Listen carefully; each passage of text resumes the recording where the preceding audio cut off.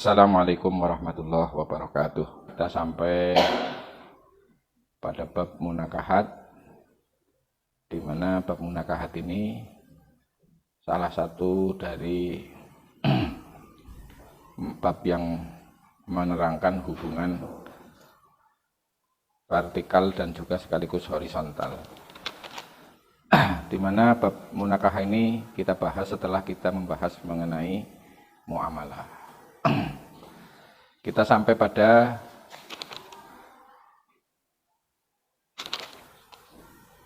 faslun wala yasihu aqdun nikahi illa biwaliyi adlin wa syahidi adlin.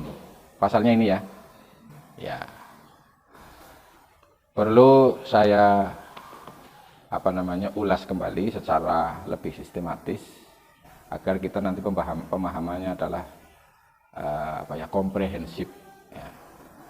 Bahwa pernikahan ini yang namanya nikah itu lebih kepada akadnya ya, sehingga akad nikah itu harus memenuhi beberapa rukun dan syarat di mana akad nikah itu tidak bisa sempurna kecuali di situ memenuhi beberapa rukun-rukun atau pilar-pilarnya, di mana setiap pilar rukun itu harus memenuhi syarat. Nah, terus arkanun nikah, rukun pilar-pilar nikah itu secara umum ada 4, secara terperinci ada 6. Kalau secara umum pertama adalah sighot, ijab, qabul. Kemudian yang kedua akad, 2 orang yang berakad. Kalau ijab qabul, terus kemudian 2 orang yang berakad adalah suami atau calon suami dan wali. Kemudian yang ketiga adalah zaujah, istri, dan yang keempat adalah 2 saksi. Di mana setiap pilar rukun ini harus memenuhi syarat. Yang pertama, rukun pertama adalah sighot atau bahasa, ucapan. Jadi tidak mungkin akad nikah itu bisa tercapai kecuali dengan sighot atau ungkapan. Nah, ungkapan sighot itu diistilahkan dengan ijab dan qabul, penetapan dan juga penerimaan. Karena apa? Karena yang namanya akad nikah itu menduduki atau menetapi tanda ridhonya 2 orang yang berakad. Nah, sementara ridho dan rela itu amrun khafiyun, perkara yang samar yang hanya bisa terjadi di dalam hati. Sehingga la yumkinu al-ittila'u alaihi, tidak mungkin bisa ya suara hati itu bisa direkam. Oleh karena itu, syariat itu menempatkan tanda ridhonya 2 orang yang akad itu harus diungkapkan dengan sighot. Nah, ini dalam hal ini adalah ijab qabul.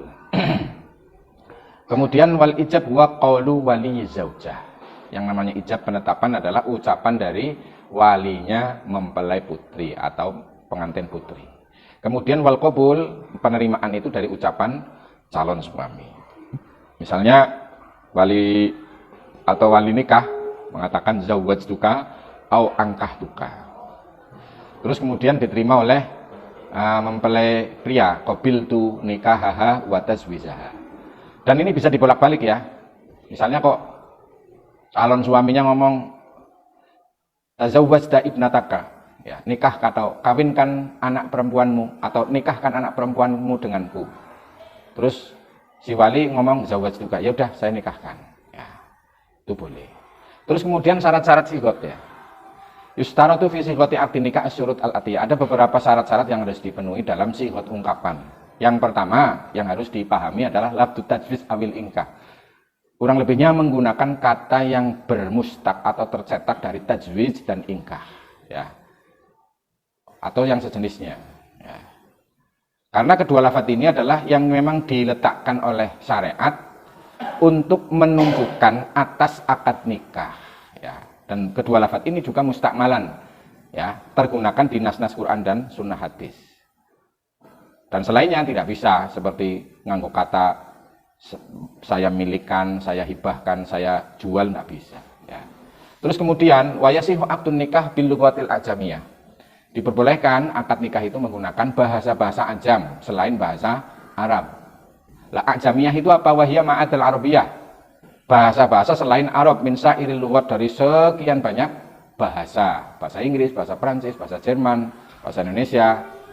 Ini sah-sah saja. Wa in kana yuhsinu al-arabiyyata. Meskipun pelakunya itu mahir berbahasa Arab. Boleh-boleh saja. Li wujudil makna.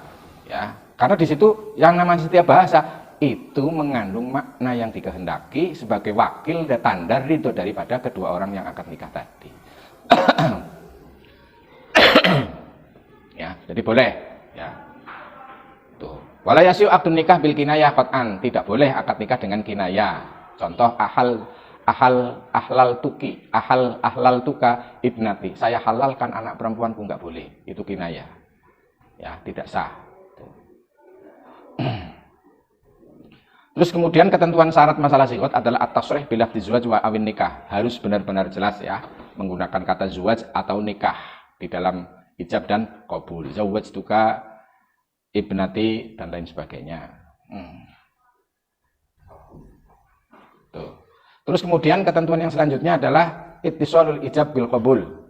Nyambunge ijab dan qabul, artinya tidak terpisah kedua kalimat ijab dan qabulnya. Penjelasannya bagaimana? Yustaratu fi sigha ayat tasilal ijab bil qabul. Disyaratkan sigot antara ijab dan qabul itu nyambung. Ya. Bi an tatahaqqaqal muwalah bainahuma. Gambarannya adalah benar-benar terjadi muwalah, urut-urutan.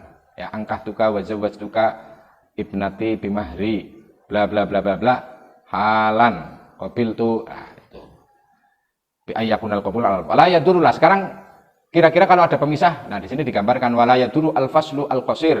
Tidak membahayakan misalnya dipisah dengan perkara yang pendek, contoh kata tasmiyah arep maca qabiltu madak a'udzubillahi minasyaitonirrajim bismillahirrahmanirrahim qabiltu boleh ya, atau hamdalah atau khutbah atau tanafas menarik nafas dulu atau apos wahing boleh ya. Dan kalau pemisahnya itu panjang maka bisa membahayakan karena bisa dikategorikan atau bisa dipahami i'radu tarfits tsani, berpalingnya orang yang menerima akad nikah. Terus yang keempat adalah baqa'u ahliyatil aqidaini ila ayatimal qabul. Tetapnya ahli orang yang berakad sampai sempurnanya penerimaan dari suami. Maksudnya proses nikah itu tidak ada pembatalan ahli. Contoh misalnya gambarannya di sini, contoh misalnya pas lagi akad urung ditampak kok si waline gemblung ya, atau suaminya itu junun dan lain sebagainya, maka tidak sah ya.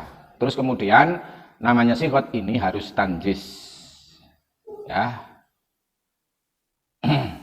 Tanjis itu mutlak ya.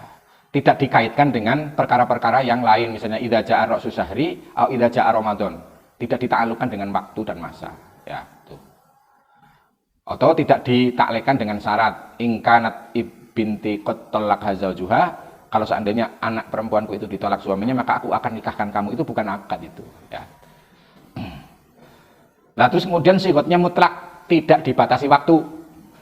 Ya, maka kalau ada pernikahan kok dibatasi waktu sebulan, 3 bulan, ya, atau setahun, maka sigot itu batal, transaksi itu batal, ya. Nganit tauqiti bimuddatin maklumatin kasyahrin au muddatin majhulatin, ya. Maka kalau ini masuk pada kategori wahada nikahul mut'ah al-manhi anhu, masuk pada nikah mut'ah yang telah dilarang. Memang bahwa dulu itu pernah diperbolehkan sebagai rukhsah, ya, di mana para sahabat pergi perang berbulan-bulan lama akhirnya diperbolehkan oleh Nabi. Summa hurrima abadan, kemudian diharamkan selama-lamanya. Dan memang wakan Ibnu Abbas radhiyallahu anhu yadhabu ila jawazihi. Memang Ibnu Abbas pernah memperbolehkan, cuman kemudian oleh Imam Al-Baihaqi itu statement Ibnu Abbas, Abdullah bin Abbas memperbolehkan kawin mut'ah itu ditarik kembali. Rukun yang kedua adalah istri, ya. Istri adalah mahalul akdi. Nah, syarat istri untuk bisa dinikah al-khulwu mimawani nikah. Jadi dia harus sepi, terbebas dari perkara-perkara yang menghalangi nikah. Ya, contoh sebab kerabat, atau sebab ada hubungan musyawarah, atau sebab persusuan.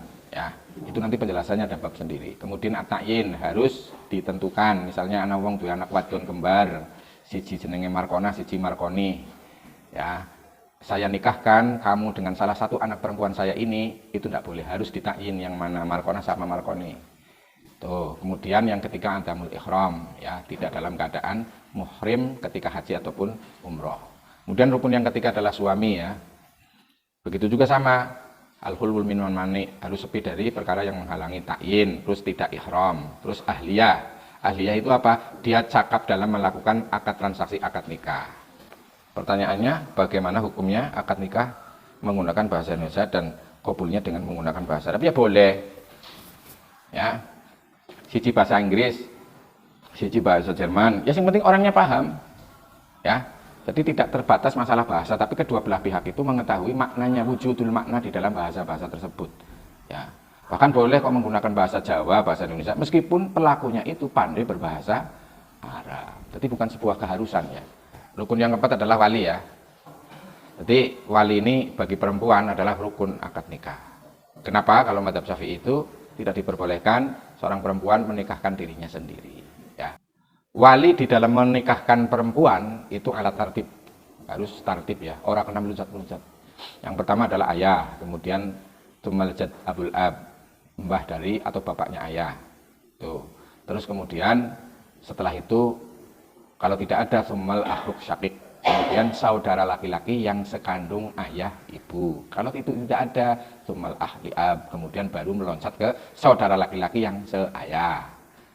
Ya, kok itu nggak ada summa ibnul asyakik. Kemudian kalau itu tidak ada baru anak laki-laki, saudara laki-laki yang seayah dan seibu. Kalau itu tidak ada summa ibnul ahli ab, kemudian anak dari saudara laki-laki yang cuma tunggal ayah. Ya. Summal am asyakik, kalau itu tidak ada kemudian paman. Paman berarti apa? Sedulure bapak, saudara kandungnya bapak yang sekandung seayah ibu. Kalau itu tidak ada paman yang seayah dari ayah.